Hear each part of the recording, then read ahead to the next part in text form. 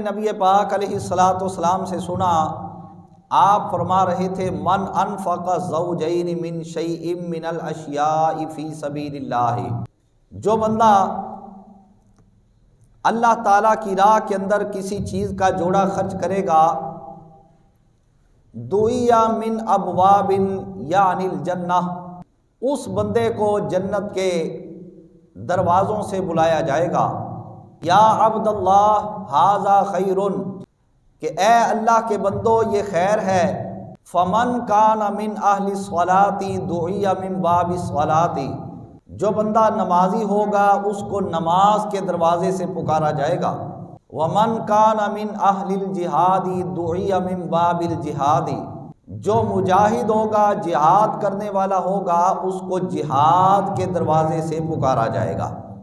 ومن کان من اہل الصدقۃ دعی من باب الصدقۃ، جو صدقہ و خیرات کرنے والا ہوگا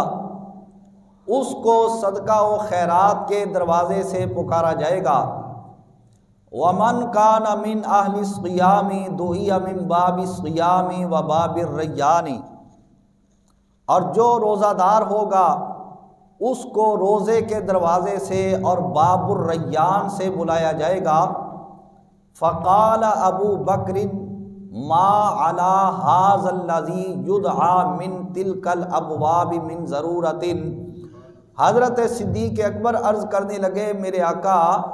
کیا کوئی ایسا خوش نصیب بھی ہوگا کہ جس کو ان تمام دروازوں سے پکارا جائے؟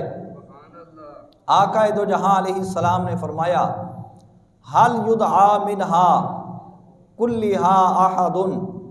یہ حضرت صدیق اکبر کا فرمان ہے، ان کی گزارش ہے، حل یدعى منہا کلھا احد یا رسول اللہ،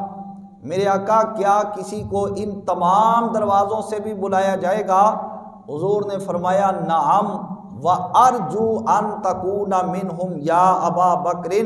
حضور نے ان کی عرض پر جواب دیا کہ ہاں ایسا بھی خوش نصیب ہے کہ جس کو ان سارے دروازوں سے بلایا جائے، اور اے ابو بکر مجھے یقین اور مجھے امید ہے کہ وہ تمہاری ہی ذات ہو سکتی ہے۔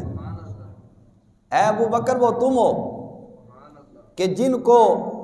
ان تمام دروازوں سے پکارا جائے گا، جن کو ان تمام دروازوں سے بلایا جائے گا۔ تو معلوم یہ ہوا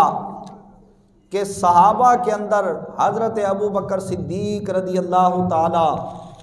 عنہ کا ثانی کوئی نہیں ہو سکتا، اس واسطے کہ آقا دو جہاں علیہ الصلاۃ والسلام نے جن کو اپنی حیات ظاہری کے اندر اپنے مصلی پر نماز کا امام بنا کر کھڑا کر دیا ہو، ان کا ثانی بعد والے لوگ تو ایک طرف رہے، صحابہ کرام میں سے بھی کوئی نہیں ہو سکتا۔